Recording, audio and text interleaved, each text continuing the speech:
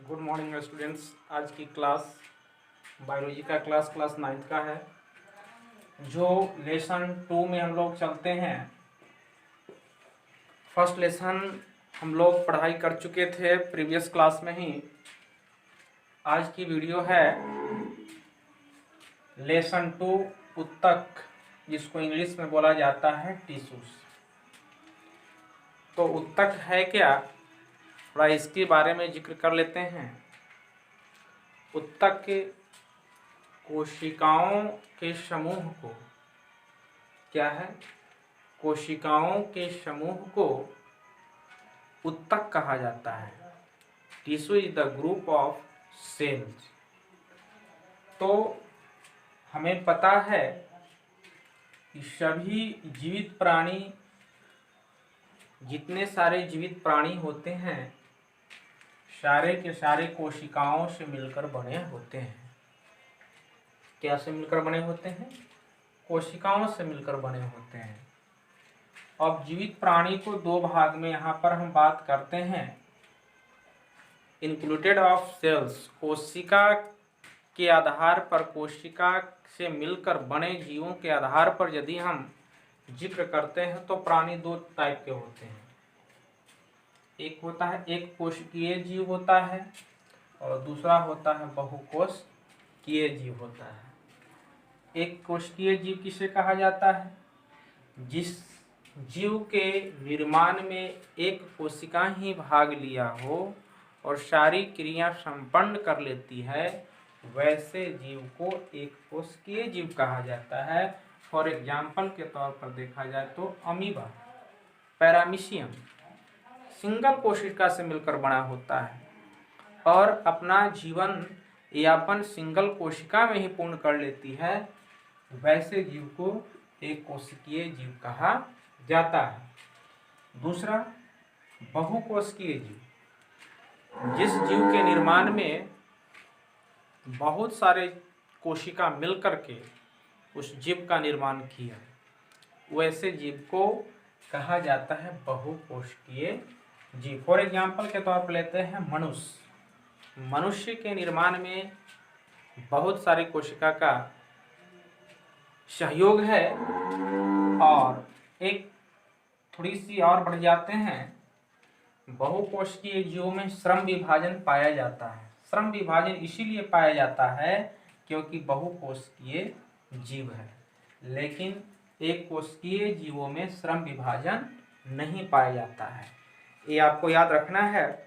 तो फिर से एक बार आते हैं, टिश्यूज है क्या? तो कोशिकाओं को समूह को हम लोग उत्तक कहा जाते हैं। जैसे मनुष्य के शरीर में अनेक प्रकार के अंग हैं और वह अंग अलग अलग तरह के कार्य करते हैं। तो किसी एक अंग का जिक्र करेंगे तो उस अंग का निर्माण ढेर सारे कोशिकाओं से मिलकर हुआ।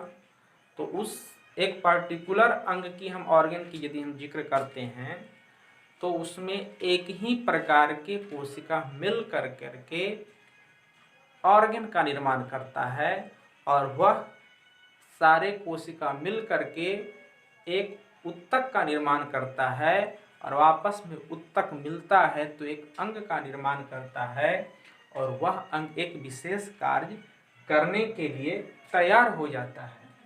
तो हमें कह सकते हैं कि बहुकोशिकीय जीवों में श्रम विभाजन पाया जाता है। अब हम बात करते हैं कि हमने प्रीवियस क्लास में पढ़ा था कि लिविंग थिंग्स, जीव दो टाइप के होते हैं। एक होते हैं एनिमल्स और दूसरा होता है प्लांट्स। एनिमल्स माने होता है जंतु, दूसरा होता है पौधा। यदि हम जिक्र करें तो इन दोनों में कोशिका लगभग संरचना को देखा जाए, जंतु कोशिका की संरचना को देखा जाए, पादप या पौधा, पादप भी हम इसको इसे पादप भी से बोला जाता है। यदि पादप कोशिका को संरचना को देखा जाए, जंतु कोशिका के संरचना को देखा जाए तो लगभग बराबर होता है। लेकिन जब जंतु कोशिका वाला कोशिकाएं आपस में मिल करके जब उत्तक का निर्माण करेगा, जब पादप वाले कोशिकाएं आपस में मिल करके उत्तक का निर्माण करते हैं तो दोनों में काफी डिफरेंस पाया जाता है। क्या पाया जाता है? काफी डिफरेंस, काफी भिन्नता देखने को लिए यहाँ पर मिलता है। कब? जब आपस में जंतु कोशिका मिल करके उत्तक निर्माण किया, जिसे हम जंतु उत्तक भी इसे कह सकते हैं, और यहाँ पर पादप उत्तक, पादप कोशिकाएं आपस में मिलकर जो उत्तक का निर्माण किया, तो यहाँ उत्तक और ये उत्तक की यदि हम कंपैरिजन करते हैं तो दोनों में काफी विषमताएं पाई जाती हैं। लेकिन यदि हम इसके एक कोशिका की संरचना के दृष्टिकोण से हम देखते हैं तो जंतु कोशिका और पादप कोशिका के संरचना के दृष्टिकोण से दोनों लगभग समान होते हैं, लेकिन यही आपस में एक ग्रुप बना करके उत्तक का निर्माण करता है, तब उसकी दोनों में काफी विभिन्नताएं पाई जाती हैं। तो काफी विभिन्नताएं पाई जाती हैं, तो चलिए एक बात हम जिक्र करते हैं। तो देखा जाता है कि पौधे सामान्यतः देखा जाता है कि स्थिर होते हैं। पौधे क्या होते हैं? स्थिर होते हैं, जबकि जंतुएं स्थिर नहीं होती। लेकिन एक्सेप्शन हर चीज का होता है। शैवाल, यदि हम शैवाल को लेते हैं जो अपवाद में है,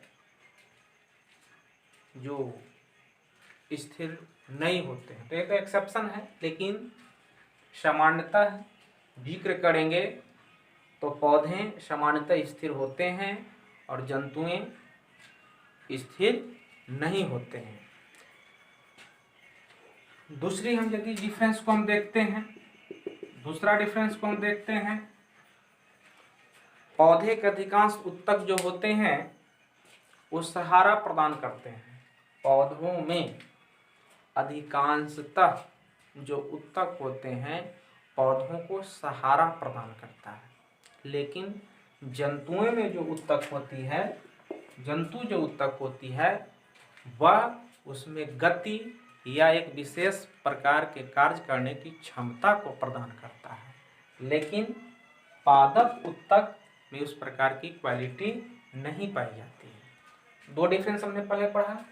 पहला डिफरेंस पढ़ा कि जंतु गतिशील होते हैं और पादप स्थिर होते हैं। दूसरा हमने पढ़ा कि जंतु उत्तक एक विशेष प्रकार के कार्य संपन्न करते हैं, तभी तो हम श्रम विभाजन इसमें पाया जा रहा है। जंतु में श्रम विभाजन पाई जाती है, लेकिन पौधों में, पादपों में आपको श्रम विभाजन नहीं पाया जाता, जो एक प्रकार की विशेष प्रकार के कार्य नहीं करते हैं। अधिकांशतः उत्तकें जो होती है केवल सहारा प्रदान करते हैं। पौधे एक स्थान से दूसरे स्थान तक नहीं जाते, लेकिन जंतुएं एक स्थान से दूसरे स्थान तक जाते हैं। अपनी आवश्यकता को पूर्ति करने के लिए वह एक स्थान से दूसरे स्थान तक वह जाते हैं। संरचनात्मक दृष्टिकोण से हम देखते हैं तो जंतु उत्तक जो आपस में मिल करके अंग और आपस में अंग मिलते हैं तो अंग तंत्र का जो निर्माण होता है वह काफ़ी कॉम्प्लिकेटेड होता है, जटिल होता है। इसके रिस्पेक्ट में यदि हम पादप उत्तक की हम जिक्र करते हैं तो वह उतनी जटिल नहीं होती है कि जितना जंतु उत्तक।